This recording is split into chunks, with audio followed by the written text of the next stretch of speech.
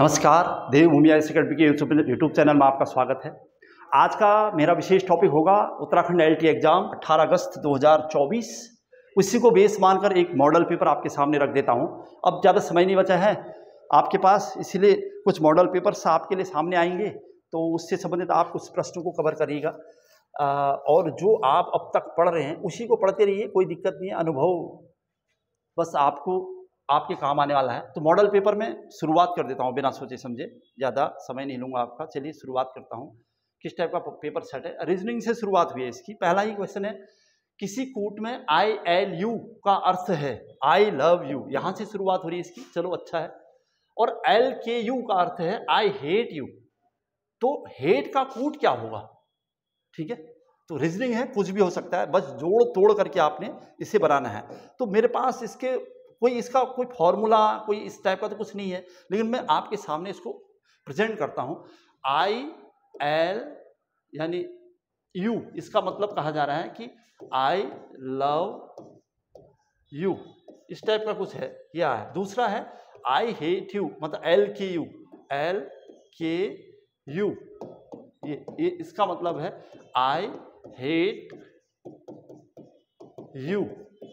बस अब मेरे पास इसको सॉल्व करना है। इसमें हेट का मतलब पूछा है मेरे से, तो ये हम सब आपको भी ये सॉल्व करते रहना साथ साथ में, जल्दी से जल्दी।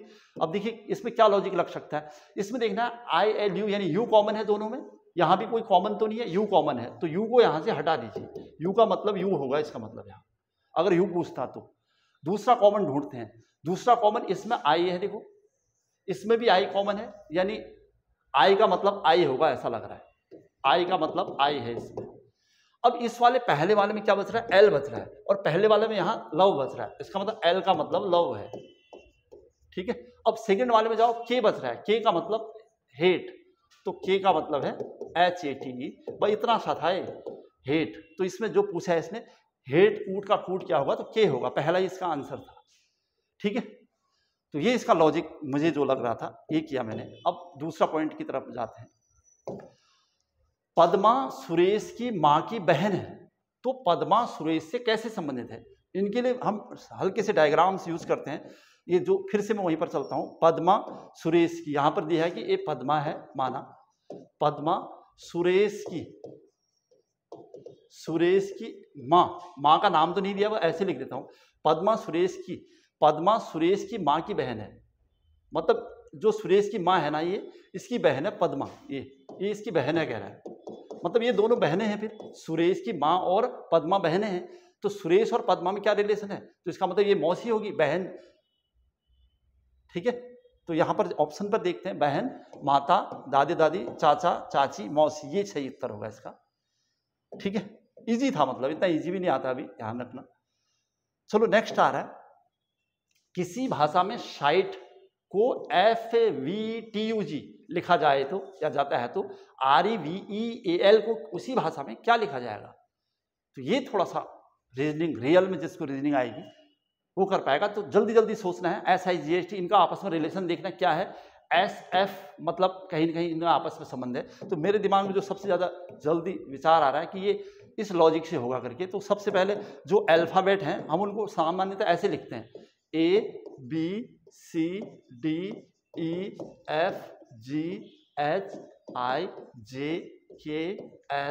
ABCD याद है ही आपको। अब इसको उल्टा कर दीजिए, M के बाद NOPQRSTUVWXY एंड Z बराबर आ गए। ठीक है, अब इनमें आपस में कंपैरिजन करना है। जो क्वेश्चन पूछा है उसने उस टाइप का ही लग रहा है। अब आपको ध्यान से देखोगे तो, क्योंकि बहुत ज्यादा टाइम भी नहीं होता, ये जो क्वेश्चन हमसे पूछा है कि SIGST को FVTU ही लिखा जाता है, तो S को देखना आपने। इसमें S कहां पर है? S है, ये देखो S का नंबर देखना आप, तो यहां से गिनोगे अब आप। हाँ, इस फर्स्ट वाले लाइन में तो आपको लेफ्ट से गिनना है ABCD के नंबर्स, और सेकंड में राइट से गिनना है। तो 1 2 3 4 5 6, छठे स्थान पर है S। तो यहां से, यहां फर्स्ट से गिनना है 1 2 3 4 5 6, इसका अपना स्थान 6 है, तो 6 मिल गया। देखो जो इसने पूछा था, S को VF लिखा जा सकता है, बिल्कुल लिखा जा सकता है, क्योंकि S छठे स्थान पर है राइट से, और यहां से F छठे स्थान पर है लेफ्ट से। क्लियर है? दूसरा मिला देता हूं, आई को लिख सकते हैं, वी कह रहा है, तो यहां से फिर से आई की तरफ जा रहे हैं, यहां से 1 2 3 4 5 6 7 8 9, आई का नंबर है 9, यहां से 9 गिन लो, 1 2 3 4 5 6 7 8 9, 9, इसका मतलब आई को वी लिख सकते हैं, तो आई को वी लिखा है, देखो ठीक है। एक और मिला देता हूं बस, जी, जी क्या है देखते हैं, 1 2 3 4 5 6 7, जी का नंबर 7 है, तो यहां से 7 गिन लीजिए, 1 2 3 4 5 6 7, टी, तो इसको जी को क्या लिखा है, टी, इसका मतलब ये मैथ जो हमारा ये फॉर्मूला है सेट हो रहा है। तो अब आप सीधे आंसर उस पर आ जाइए कि R E V I L को क्या लिखा जा सकता है, तो अब हमने लिखना है R E V I L, R E V I L को क्या लिख सकते हैं, तो इसी फॉर्मूले पर काम करते हुए, मतलब आर को देखना है अब आपने, आर यहां से 1 2 3 4 5, 5 आर पर है, तो इसका मतलब यहां से 5 गिनोगे, 1 2 3 4 5, ई से शुरू होगा जो भी होगा, ई से, अब मैं इसको हटाना पड़ेगा मुझे, क्योंकि इस में साइड को ये लिखा जाता है कहा था, तो R E V E L को क्या लिखा जाएगा, तो आर, इसका आर को ई लिख रहे थे, तो ई इसमें कहीं नहीं, देखो वाई है, डी है, एफ है, ई एक ही है, इसका मतलब आंसर ये है। ज्यादा समय नहीं लूंगा, बस अगर आप चाहें तो पूरे मिला सकते हैं। कुल मिला के ए से जेड, ए से एम तक लिखने थे, फिर एन से जेड तक वापस लाना था, सबके नंबर्स आपस में मैच कराने थे, क्वेश्चन हो जा रहा था। चलिए आगे बढ़ता हूं, ज्यादा किसके क्या तरीके हैं, ये सबके अपने अपने तरीके हैं। दिए गए विकल्पों में से उस विकल्प का चयन करें जिसमें संख्याओं का समूह प्रश्न में दी गई संख्याओं के समूह है, मतलब उसी जैसा है। यहाँ पर 63 है, 49 है, 35 है, मतलब इन तीनों में आपस में ऐसा रिलेशन है जो यहाँ किसी और में है, ये कह रहा है क्वेश्चन। तो इसको ध्यान से देखोगे तो ये ऐसे नंबर्स हैं जिनमें 7 से डिवाइड हो जाता है। अगर 7 से भाग दोगे तो 7 नम 63, 7 7 7 7 या 49, 7 7 49 और 7 5 35, मतलब ये रिलेशन आ रहा है 9:7:5। तो क्या जो आंसर से इनमें कोई कहीं पर आ रहा है ऐसा? वैसे भी ये 40 इवन नंबर है, ऐसा हो नहीं सकता। यहाँ पर भी इवन नंबर है दोनों, तो ये भी आंसर इसके नहीं होंगे। तो इसको देखना है आप, इनमें से ये भी इवन नंबर है, ये भी नहीं होगा। तो यहाँ पर 7 9 से करोगे आप, 9 9 9 जा 91, 9 7 63 और 9 5 45, 9 6 5, 9 7 5, इस टाइप का रहा है। 9 7 जा सॉरी 9 7 5 9 7 5, इसका मतलब इसका आंसर फर्स्ट है। ठीक है, बस आंसर को देख के भी आंसर बताना है आपने, पहले आंसर को जल्दी देख लेना चाहिए, उसके हिसाब से सॉल्व करना ज्यादा होगा। रमेश अपने घर से दक्षिण 15 मीटर फिर बाएं 20 मीटर एक बार फिर बाएं 15 मीटर चला और घर से कितनी दूर और किस दिशा में है। तो इसका डायग्राम बनता है, आपको बताइए। अब रमेश, माना यहाँ पर रमेश है, ठीक है, रमेश अपने घर से दक्षिण 15, ये चला 15 मीटर कह रहा है, बस इतना सा, ये दक्षिण की ओर, दक्षिण इधर को होता है नीचे को, फिर बाएं, जब इसका मुंह लेफ्ट देखोगे तो ना, इसका बाएं इधर की ओर होगा, ये बायां, फिर बाएं 20 मीटर चला है। ठीक है, अब यहाँ पर है वो, बाएं चला है, फिर 20 मीटर एक बार फिर बाएं, अब बायां जब इधर की ओर मुंह होगा, इसका बायां इतना होगा, फिर बाएं 15 मीटर चला, ज्यादा टफ नहीं लग रहा आप देख के, 15 मीटर चला, यहां पहुंच चुका है। अब कह रहा है कि वो घर से कितनी दूर, वह किस दिशा में, यहां पर घर था उसका, यहां से कितनी दूर है, ये 20 ही मीटर तो होगा, और पूरब इधर ईस्ट, इधर की ओर पूरब होता है। ठीक है, तो इसका आंसर अगर 20 मीटर पूरब है तो इसका आंसर बी है। ऐसे कुछ इसका आंसर दिख रहा है। चलिए आगे बढ़ता हूं, सरल था, मतलब बहुत टफ नहीं था। किसी खास कोड में TRUMP को SUTQN लिखा जाए तो इस कोड में FIRAD फायर्ड कैसे लिखोगे आप? तो फिर वही यहाँ पर थोड़ा और ध्यान देने वाली भाग, शायद ये उससे नहीं होगा जो हम फॉर्मूला बता रहे थे। यहाँ पर सिंपल लग रहा है, देखो ये S है, S के बाद इधर T आया है, S के बाद RST 1 आता है, मतलब एक, ठीक है, एक का गैप है, गैप भी क्या है, S के बाद T आ गया। और ऐसे ही यहां से देखोगे तो R के बाद RST, R के बाद U को देखो, सेकंड वाले नंबर को, R के बाद STU, तीसरे स्थान पर U है, तो यानी 3 का अंतर दिख रहा है यहां पर। ऐसे फिर इसको देखो, T और इसमें ST, T के बाद सीधा U आ जाता है ना, 1 का गैप है। फिर आप M के बाद देखोगे, फिर MNOPQ, ये इसके बाद करना, तो इस टाइप से आपस में रिलेशन दिख रहा है। तो F, तो इसके बाद जो इधर अंक होगा, इसका मतलब F से एक पहले होगा, माइनस उधर की ओर है तो -1 होगा ये। तो ABCDE, ई से शुरुआत हो रही है इसकी, लेकिन जब जाओगे आप सब ई से शुरुआत है, देखो, तो थोड़ा टाइम टेकिंग है इसका मतलब।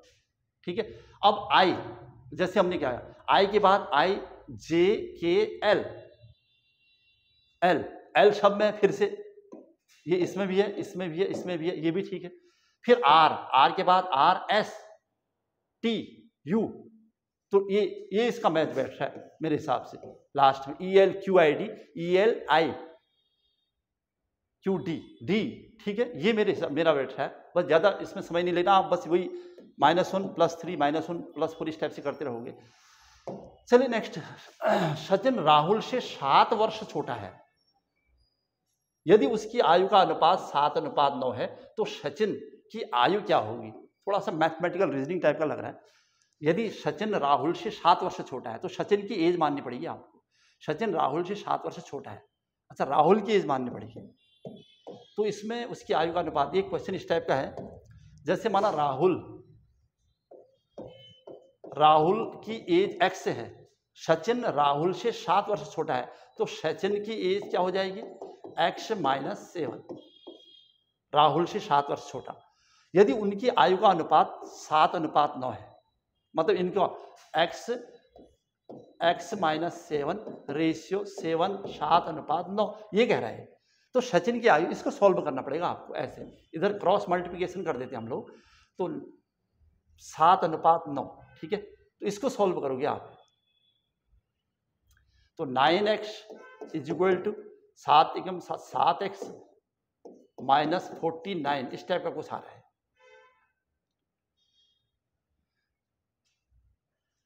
लेकिन हमें यहां पर ध्यान रखना पड़ेगा x किसकी आयु है, x 7 होना चाहिए, मतलब उनकी आयु का अनुपात, सचिन राहुल से 7 वर्ष छोटा है, यदि उनकी आयु का अनुपात 7:9 है तो सचिन की आयु पूछ रहा हो, ठीक है। तो इससे क्या हो सकता है, 9x, इससे जो निकल सकता है -7x = 49, तो 2x लग नहीं रहा है, इससे कुछ निकलेगा 49, फिर भी लिख लेते हैं, x = 49/2, तो ये होगा 24 के आसपास आ रहा है, 24 दूनी 48 कुछ इस टाइप का। तो इसका आंसर ये है, ये वैसे दिख गया, ये आंसर इसी से हो गया सॉल्व, इसी से हो जाएगा ये। बस उनकी रेशियो निकालने के लिए ऐसा कर सकते हैं, हम किसकी वैल्यू मान लेते हैं। चलो ठीक है, क्लियर हो गया, ये ज़्यादा टाइम टेकिंग नहीं लगा। अच्छा नेक्स्ट है 0, 6, 24 और 60 पर क्या आएगा? अच्छा यहाँ पर क्वेश्चन मार्क में क्या आएगा? 0 से 6, 6 से 24 और 24 से 60, और क्वेश्चन मार्क में क्या आएगा? अब देखते हैं फिर क्या है इनमें रिलेशन। इसमें 0 और ये रिलेशन है, 0 और 6, 6 को 24, 24 दूनी 48 इस टाइप से आ रहा है, 60 दूनी 120, तो मेरे हिसाब से इसका आंसर 120 होगा, ठीक है, जो भी लॉजिक आप लगाओगे 120। ज़्यादा टाइम नहीं लेना क्योंकि हमारा टाइम भी ज़्यादा हो रहा है, इसलिए क्योंकि वहाँ पर आपको ज़्यादा से ज़्यादा 1 मिनट मिलेगा बस। कैलाश 3 किलोमीटर पूर्व दिशा में चलता है और दक्षिण में मुड़कर 4 किलोमीटर चलता है, फिर पश्चिम में मुड़कर 6 किलोमीटर चलता है, वह प्रारंभिक स्थल से कितनी दूर है? आ जाएगा, ज़्यादा टफ नहीं होगा। कैलाश 3 किलोमीटर पूर्व, ये 3 किलोमीटर पूरब की तरफ चल गया है, ये पूरब होता है इधर की ओर, ठीक है, पूरी दिशा में चलता है, और फिर दक्षिण में मुड़कर, इसके बाद यहाँ से दक्षिण मुड़ा है, 4 किलोमीटर चला है, ये चलता है, और फिर पश्चिम, अब इसका मुंह इधर है तो पश्चिम इधर की ओर होता है, पश्चिम की ओर मुड़कर 6 किलोमीटर चल गया आप, 6 किलोमीटर, 3 तो पहले ही इतने में 3 है, तो इसका ये 6 हो गया टोटल। पश्चिम में मुड़कर 3 किलोमीटर चलता है, प्रारंभिक स्थल से कितनी दूर है? प्रारंभिक स्थल ये था उसका, तो यहाँ से कितनी दूर है कह रहा है, तो ये 3 अगर है तो ये टोटल 3 होगा, और ये 3 3 3 6 हो गया ये, ठीक है, और ये आपका 4 है ही है, ये वाला 4 है, ये 3 है, तो ये एक पाइथागोरस प्रमेय टाइप का लग रहा होगा, देखिए होगा, क्योंकि इसके पास आधार भी है 3 किलोमीटर का और 4 किलोमीटर का लंबवत भी है, तो ये कर्ण बताना है, तो इसका मतलब होता था कर्ण का वर्ग बराबर आधार बेस का वर्ग प्लस लंबवत का वर्ग, लंब का वर्ग, ये फॉर्मूला यहाँ पर लगने वाला है। 3 तिया 9 आधार है, 3 का स्क्वायर प्लस 4 यानी 4 का स्क्वायर, तो 3 तिया 9, 4 चको 16, 16 9 25, 25 किसका वर्ग होगा? 5 का, आंसर 5 होगा, तो हो जाएगा काम, तो इसका आंसर 5 ही है, ठीक है। चलो नेक्स्ट क्वेश्चन इस टाइप का दिख रहा है, हॉकी इंडिया, तो बेसबॉल क्या? चीन, ऑस्ट्रेलिया, रूस, अमेरिका, अमेरिका का है बेसबॉल, मतलब वहाँ का राष्ट्रीय खेल है। ये थे कुछ क्वेश्चन यहाँ पर रीजनिंग के, शुरुआत में थोड़ा सा समय लगा रीजनिंग में, अब आगे बढ़ता हूँ। कुछ क्वेश्चन उत्तराखंड के दिख रहे हैं यहाँ पर देखिएगा, क्योंकि उत्तराखंड में पूरा इतिहास भूगोल सब कुछ है, इसलिए कुछ भी प्रश्न बन सकता है। ये नहीं कह सकते कि केवल उत्तराखंड के इतिहास से क्वेश्चन बनेगा या भूगोल से या जनगणना से। तो यहाँ पर जो क्वेश्चन हमें दिखाई दे रहा है वो ये है, हेमवती नंदन बहुगुणा विश्वविद्यालय को केंद्रीय विश्वविद्यालय का दर्जा कब मिला? इंपोर्टेंट प्रश्न हो सकता है एजुकेशन के लिए। तो इसका आंसर अगर आपको देना पड़ेगा तो क्या दोगे? 15 जनवरी 2009, 15 अगस्त 2009, 15 मार्च 2009 और 26 जनवरी 2009। बहुत बड़ा कंफ्यूजन है, सब 2009 है। तो इसका आंसर जाना चाहिए 15 जनवरी 2009। हेमवती नंदन बहुगुणा उत्तराखंड का केंद्रीय विश्वविद्यालय का दर्जा है एकमात्र। तो इसका आंसर ये सबसे सही माना जाए। ठीक है, चलिए आगे बढ़ूंगा। उत्तराखंड प्राविधिक शिक्षा परिषद, ये भी एजुकेशन से जुड़ा हुआ प्रश्न है। उत्तराखंड प्राविधिक शिक्षा परिषद, उत्तराखंड प्राविधिक शिक्षा और परीक्षा परिषद स्थित है देहरादून, रुड़की, नरेंद्र नगर और श्रीनगर। ये तो हो नहीं सकता, इसका आंसर है रुड़की। 2011 के अनुसार किस जनपद में सबसे कम प्रतिशत शिक्षित हैं? उत्तराखंड में सबसे कम शिक्षित प्रतिशत पूछेगा तो उधम सिंह नगर होगा भैया, इसका आंसर यूएस नगर में। ठीक है, फिर से जनगणना से क्वेश्चन है, 2011 के अनुसार राज्य की कितना प्रतिशत आबादी शहरी आदिवासियों में रहती है? मतलब उत्तराखंड में शहरी आबादी कितनी है? तो 30.23%। बिल्कुल रटा होना चाहिए जनगणना वाला टॉपिक। ठीक है, सब ने डाल दिया है यूट्यूब में, आपने क्वेश्चन मिस नहीं होने देना है। एक नंबर मिस होने का मतलब आप समझ रहे हो, दूसरी बार एलटी पता नहीं कब आएगा, बस आपने बिल्कुल नहीं छोड़ना है, खासकर जनगणना वाले टॉपिक को।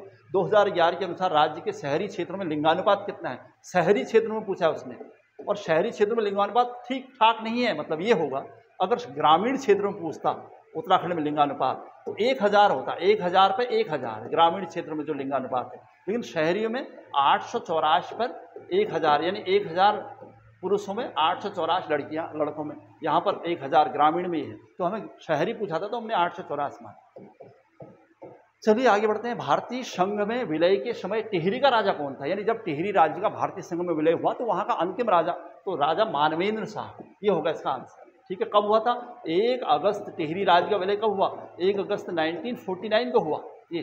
ठीक है, ये डेट भी पूछिए, डेट भी। सन 1926 में किस संस्था का विलय कांग्रेस में हुआ था?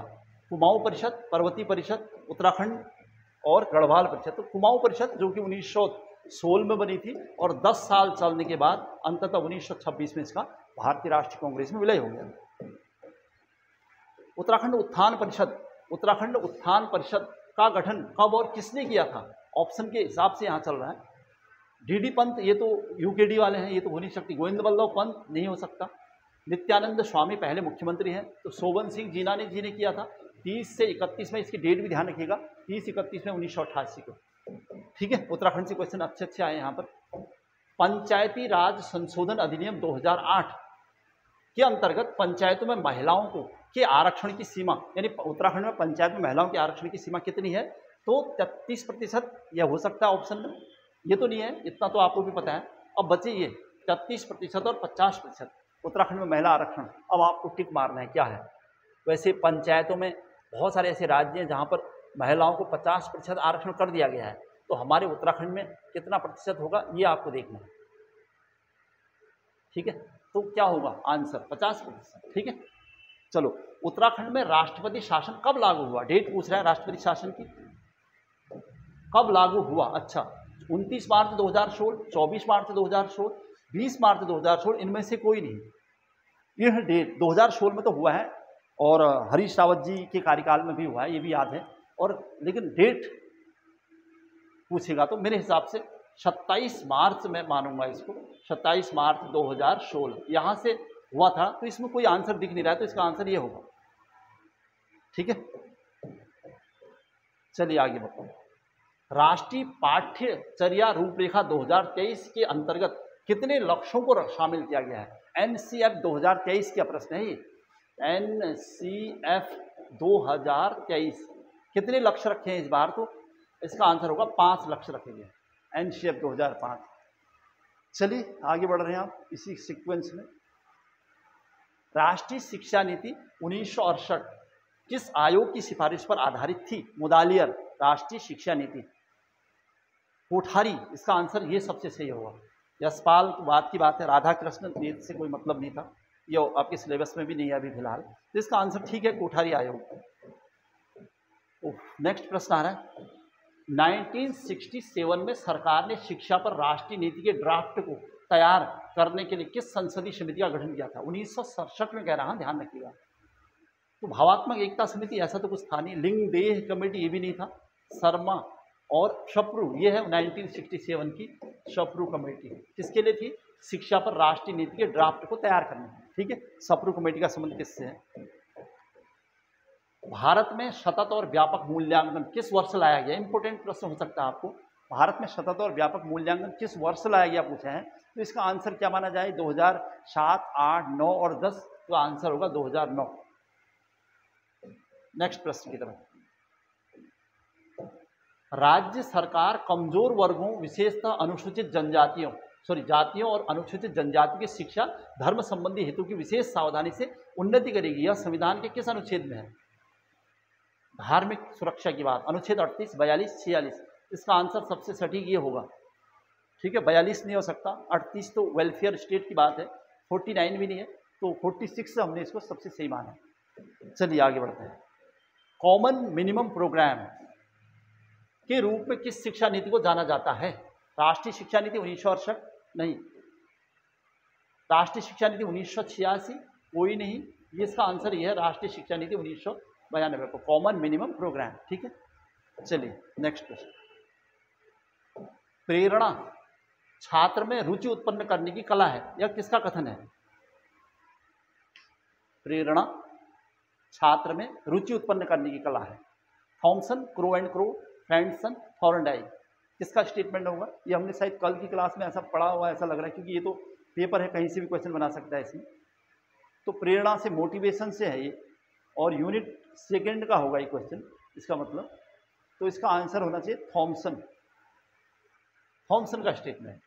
बालक को ज्ञान विज्ञान की चोट मत पहुंचाओ, किसने कहा है? ये बहुत फेमस स्टेटमेंट है रूसों का, दार्शनिक प्रकृतिवादी। J.S. मिल के अनुसार शिक्षा द्वारा एक पीढ़ी से लोगों में संक्रमण होता है। किस चीज का? संस्कृति का। बिल्कुल सही है। प्रयोजनवादी किस शिक्षण पद्धति में विश्वास करते हैं? सैद्धांतिक, उपयोगी, विचारात्मक और प्रगतिशील। तो ये होते हैं प्रगतिशील, प्रोग्रेसिव। प्रगतिशील सबसे सही होगा। नेक्स्ट प्रश्न, जलोटा का बुद्धि परीक्षण किससे संबंधित है? मतलब रुचि परीक्षण से, सामूहिक बुद्धि परीक्षण से, व्यक्तिगत बुद्धि परीक्षण और कोई नहीं।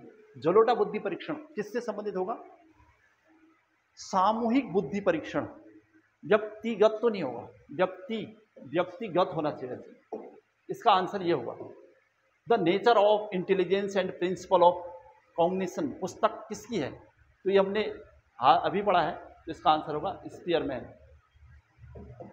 सारे यूनिट से क्वेश्चन छांटे हैं। और तब जीजू भाई के विचारों में शिक्षा कैसी होनी चाहिए? जो वर्तमान चुनौती का सामना करती हो, जो रोजगार दे, रोजगार परक भी होनी चाहिए, लेकिन ये मेन लाइन है। कभी कभी हम सबसे बड़ा टॉपिक मतलब जो होता है उससे भी आंसर मान लेते हैं। अच्छा, नेक्स्ट क्वेश्चन है। तो क्वेश्चन है जीएस से, वो भी खेल से। खेल आपका टॉपिक आपको ध्यान होगा, ठीक है। तो ये पूछा है कि पेरी द बुल किसका शुभंकर है वर्तमान में, यानी पिछले 1-2 साल में जो खेल हुए हैं? टोक्यो ओलंपिक का, टोक्यो ओलंपिक 2020-21 का, बर्मिंघम वो सेम, फीफा विश्व कप 2022 का, पेरिस ओलंपिक अभी का, ये अभी का तो नहीं है, ठीक है। फीफा वर्ल्ड कप 2022, तो इसका मतलब ये है राष्ट्रमंडल खेल 2021-22 का। ओलंपिक 2020-21 में पिछले वाले आदर्श वाक्य में कौन सा नया शब्द जोड़ा गया था? सीटियस, अल्टियस, फोर्टियस, ये तो 3 थे, इसका मतलब ये जोड़ा गया है। मर्डेका कप का संबंध किस खेल से है? हॉकी नहीं, गोल्फ भी नहीं, पोलो और इसमें कंफ्यूजन है। मर्डेका कप फुटबॉल, ठीक है। चलो, कुछ खेल से भी क्वेश्चन चूंकि आपका टॉपिक में है ये पार्ट, तो इसको हमने कवर किया था। अब फिर से क्वेश्चन और दिख रहे हैं। भारत में कौन यह निर्णय करता है कि कोई विधेयक धन विधेयक है या नहीं? तो लोकसभा अध्यक्ष का काम है। सरल क्वेश्चन था। उत्तराखंड सरकार ने देश का सख्त नकल विरोधी कानून 2023 कब लागू किया है? तो नकल विरोधी कानून काफ़ी फेमस हो चुका है। 1 फरवरी 2023, 11 फरवरी, 12 फरवरी, बड़ा कन्फ्यूजन है, 11, 12, 16 फरवरी। तो मैं तो इसको 11 फरवरी की तरफ जाऊँगा। कब लागू किया है पूछा उसने। वैसे इसकी डेटें बहुत जगह अलग अलग दे रहा है, लेकिन फिलहाल जैसे यहाँ पर कंडीशन है आंसर में 11 फरवरी। तो इसको आगे बढ़ाएंगे अब हम। उत्तराखंड का पहला रामसर स्थल आसन कब घोषित किया गया? यानी आसन जो वाइल्ड लाइफ सेंचुरी टाइप का है, वैसे ये संरक्षण आरक्षित क्षेत्र है, एकमात्र वेटलैंड बना है उत्तराखंड का, वेटलैंड यानी आर्द्र भूमि स्थल। तो कब बना है पूछ रहा है, तो ये होगा 2020 में। ये 38वां, पूरे भारत का 38वां स्थल है रामसर। ठीक है, चलो आगे बढ़ता हूँ। संविधान से एक और क्वेश्चन दिख रहा है। संविधान सभा ने राष्ट्रीय ध्वज को सर्वप्रथम कब स्वीकार किया? ध्वज, हाँ, झंडा 22 जुलाई 1947। 23 जुलाई तो डेट ही नहीं थी कोई, 25 जुलाई भी डेट नहीं थी, तो यहाँ पर कन्फ्यूजन हो सकता था। तो वैसे बहुत ज़्यादा कन्फ्यूजन नहीं है, ठीक था। कौन सुमेलित नहीं है पूछा आप, उत्तराखंड से फिर से क्वेश्चन है कल्चर का। स्थानीय देवता देवल समेत की पूजा होती है चैनतोल में। संतान कल्याण हेतु मनाया जाने वाला त्यौहार कलाई। कलाई अखंड सौभाग्य हेतु गौरा महेश की पूजा करने वाला आठू में। श्रावण के प्रथम दिन हरेला, ये तो ठीक ही लग रहा है, ये दोनों सही है बिल्कुल। कन्फ्यूजन है तो इन दोनों में है। संतान कल्याण के हेतु मनाया जाने वाला त्यौहार कलाई। फसल कटने के अवसर पर ऐसा कुछ लग रहा है, या फिर संतान कल्याण, यही मुझे लग रहा है डाउटफुल, संतान कल्याण हेतु। ये कलाई नहीं होगा। ये स्थानीय देवता देवल समेत की पूजा अर्चना चैनतोल में ही होती है, ये बिल्कुल सही है, और ये दोनों सही है। इसका मतलब ये है संतान कल्याण हेतु मनाया जाने वाला त्यौहार कलाई। ठीक है, ये गलत है। कौन सुमेलित नहीं है? ठीक है, तो ये सुमेलित नहीं है। कलाई फसल कटने के अवसर पर शायद मनाया जाता होगा। अच्छा, नेक्स्ट क्वेश्चन है, मूक अथवा अदृश्य व्यापार करने वाली उत्तराखंड की जनजाति, मतलब मूक यानी चुपचाप से अदृश्य व्यापार करने वाली जनजाति राज्य है। पिछड़ी जनजाति उत्तराखंड की सबसे ज़्यादा। उत्तराखंड का न्यूनतम SC जनसंख्या वाला, SC जनसंख्या की बात हो रही है। हाँ, तो अब देखो कन्फ्यूजन होता है इस टॉपिक को, मैंने कहा बहुत अच्छी तरह करना। हरिद्वार, टिहरी, रुद्रप्रयाग, चंपावत। SC जनसंख्या बतानी है, प्रतिशत नहीं।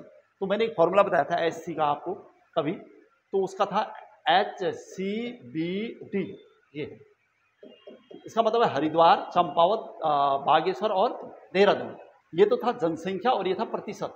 SC के केस में अब ऑप्शन बताने कि हरिद्वार में सर्वाधिक SC जनसंख्या है, हरिद्वार में, और चंपावत में सबसे कम SC जनसंख्या। पूछा क्या है? न्यूनतम SC जनसंख्या। तो चंपावत अगर आंसर है तो सही होगा। और बागेश्वर में सर्वाधिक SC प्रतिशत है और देहरादून में सबसे कम SC प्रतिशत है, तो इसका आंसर चंपावत मिल गया हमें इस फॉर्मूले से। चलिए आगे बढ़ते हैं। उत्तराखंड राज्य प्रेरणा दिवस किसके सम्मान में मनाया जाता है? नरेंद्र सिंह नेगी के, श्रीदेव सुमन के, गोविंद वल्लभ पंत के और इंद्रमणि बडोनी के। राज्य प्रेरणा दिवस है, ध्यान रखिएगा। तो किसे मानेंगे प्रेरणा? इंद्रमणि बडोनी। इंद्रमणि बडोनी का तो 24 दिसंबर को है, वो तो है नहीं, लोक संस्कृति दिवस है वो। गोविंद वल्लभ पंत का 10 सितंबर को होता है, ये 24 दिसंबर को होता है लोक संस्कृति दिवस। 10 सितंबर को, ये 24 दिसंबर, हाँ 24 दिसंबर को लोक संस्कृति दिवस इंद्रमणि बडोनी। और 10 सितंबर को उत्तराखंड गौरव दिवस गोविंद वल्लभ पंत। अब नरेंद्र सिंह नेगी बच रहा है। श्रीदेव सुमन का वैसे 25 मई को उनका जन्म हुआ था और इस दिन जल दिवस मनाते हैं, और 25 जुलाई को उनकी मृत्यु हुई थी और उस दिन वृक्षारोपण दिवस मनाते हैं। तो ये तो कोई बैठ नहीं रहे, तो इसका मतलब नरेंद्र सिंह नेगी, उत्तराखंड राज्य प्रेरणा दिवस। ठीक है, गणरत्न अभी का अवार्ड भी मिला है उन्हें। चलो आगे बढ़ते हैं। ज्योग्राफी का क्वेश्चन दिख रहा है, इनमें से कौन कथन सही सा है? सही बताना है आपने। मेघालय और त्रिपुरा सीमावर्ती राज्य हैं, यानी दोनों आपस में सीमा बनाते हैं। मेघालय वहाँ रह गया, त्रिपुरा वहाँ रहा बीच में, ये गलत है, नहीं बनाते हैं। पश्चिम बंगाल पड़ोसी देश नेपाल भूटान से सीमा बनाता है। पश्चिम बंगाल नेपाल और भूटान से सीमा बनाता है, सही लग रहा है मुझे, भूटान से भी बनाता है। तेलंगाना और कर्नाटक दक्षिण के भू आविष्ठित राज्य हैं। भू आविष्ठित मतलब लैंड लॉक्ड। तेलंगाना तो है लेकिन कर्नाटक नहीं है, गलत है। मध्य प्रदेश और उत्तर प्रदेश की सीमा पर मैकॉल पहाड़ है। मध्य प्रदेश उधर है, उधर। कौन सही है? तो सही तो हमें मिल गया, वैसे मैं इसे ही सही मानूंगा। वेस्ट बंगाल नेपाल से लगता है, भूटान से भी लगता है और बांग्लादेश से भी लगता है। पोस्ट का पूर्व सूत्र, फिर से आप पेडागोजी में आ गए हो। पोस्ट पूर्व सूत्र किससे प्रस्तुत किया था यहाँ? तो इसका आंसर होगा लिंडेज उर्विक, लूथर गुल्विक। मेरे हिसाब से इसका आंसर सबसे सटीक ये है। राष्ट्रीय शिक्षा नीति 2020 से भी क्वेश्चन है यहाँ पर। अनुशंसित स्कूली शिक्षा का पाठ्यक्रम क्या है?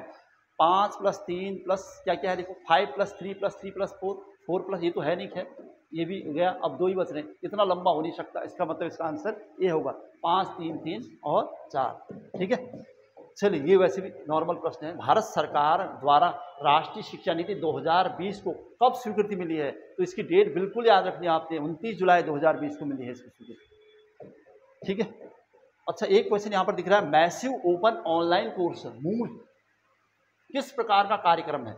वेब आधारित दूरस्थ शिक्षा, वेब आधारित कंप्यूटरीकृत शिक्षा, ए और बी दोनों, कोई नहीं। ऑनलाइन कोर्स मूल वेब आधारित कंप्यूटर, मेरे हिसाब से मैं इस पर दोनों में जाऊंगा, चूंकि कुछ लोग भी आप लोग भी मुझे भेजते रहते कहीं पर कुछ मिस्टेक अगर हो जाती है तो मैं। केंद्रीय शिक्षा सलाहकार बोर्ड केब की स्थापना किस वर्ष हुई थी? तो 1920 में पहली बार 1920 में इसकी स्थापना हुई। 1923 में इस पर रोक लग गई थी एक हिसाब से, फिर जाके 1935 में इसे रीस्टार्ट किया गया। इस टाइप का कुछ पढ़ाया हमने, तो इसका मतलब 1920। चलिए और कुछ जीएस के क्वेश्चन दिख रहे हैं यहाँ पर। कौन गलत है? गलत बताना है। खेल से भी क्वेश्चन है आपके, याद रखिएगा। तो बहुत सारे वीडियोज में पहले डाल चुका हूँ, खेल वगैरह वो सारे मिला मुलू के। ठीक है, कौन गलत है पूछा है। अमृत दीवान कप बैडमिंटन, कौन गलत है? आगा खां कप हॉकी, सही है बिल्कुल। राइडर कप फुटबॉल, रंगा स्वामी कप हॉकी, ये भी सही है, इसका मतलब ये गलत, राइडर कप। ठीक है, तो इसमें हमने सी को गलत माना है। चलिए नेक्स्ट, कौन सा जोड़ा सही नहीं है? कौन सा जोड़ा सही नहीं है? पंजाब हिमालय सिंधु और सतलज नदी के बीच है, सिंधु और सतलज, सही है। कुमाऊं हिमालय सतलज और काली, ये भी बिल्कुल सही है। नेपाल हिमालय रावी और तिस्ता ब्रह्मपुत्र, गलत। असम हिमालय तिस्ता और ब्रह्मपुत्र है, हाँ, तो ये सही, ये इसका गलत लग रहा है। भारत का भूगोल भी आपका टॉपिक है, ध्यान रखिएगा, वहां से भी क्वेश्चन पूछेगा। सही सुमेलित नहीं है, सही सुमेलित नहीं है मतलब गलत है बताना। मान बुकर पुरस्कार साहित्य में दिया जाता है, पुलित्जर पुरस्कार पत्रकारिता, वाचस्पति पुरस्कार संस्कृत साहित्य, धन्वंतरी विज्ञान, यहाँ पर लग रहा है गलत है। कलिंग पुरस्कार दिया जाता है विज्ञान में, कलिंग। तो धन्वंतरी किसके लिए होगा? चिकित्सा के लिए होगा, चिकित्सा है, तो ये गलत लिख रहा हमारा। तो धन्वंतरी चिकित्सा में दिया जाता है। ठीक है, चलो भैया आगे बढ़ जाते हैं। कौन सुमेलित नहीं है भारत रत्न विजेताओं में? Atal Bihari Vajpayee 2004, mother Teresa 1980, Lata Mangeshkar 2001, Bhupen Hazarika 2019। कौन सही नहीं है? गलत है, तो ये होगा। अटल बिहारी वाजपेयी को तो 2015 का मिला था। इंडिया आफ्टर नेहरू किसकी पुस्तक है? इंडिया आफ्टर नेहरू किसकी पुस्तक है? Kuldip Nayar, E.M. Forster, George Bernard Shaw, Taslima Nasrin. Books and their writers एक टॉपिक है आपका, ध्यान रखिएगा, इसको भी आपको कवर करना है। कुछ मैंने भी डाल दिए थे उसमें। इंडिया आफ्टर नेहरू तो कुलदीप नैयर। कौन सही सुमेलित नहीं है बताना है। हरिशेण की हर्षचरित, सही है। संध्याकर नंदी की रामपाल चरित, हर्षचरित, अच्छा, हरिशेण की हर्षचरित, संध्याकर नंदी की तो ठीक ही है। तारीखे फिरोज शाही जियाउद्दीन वर्दी की भी सही है। तहकीक हिंद या किताबुल हिंद अलबरूनी की। तो अब बचाइए, हर्षचरित बाणभट्ट की है। बाणभट्ट हर्ष के चरित्र के बारे में लिखा है, तो हरिशेण नहीं होगा। हाँ, ये गलत हो गया, पहला गलत हो गया इसका।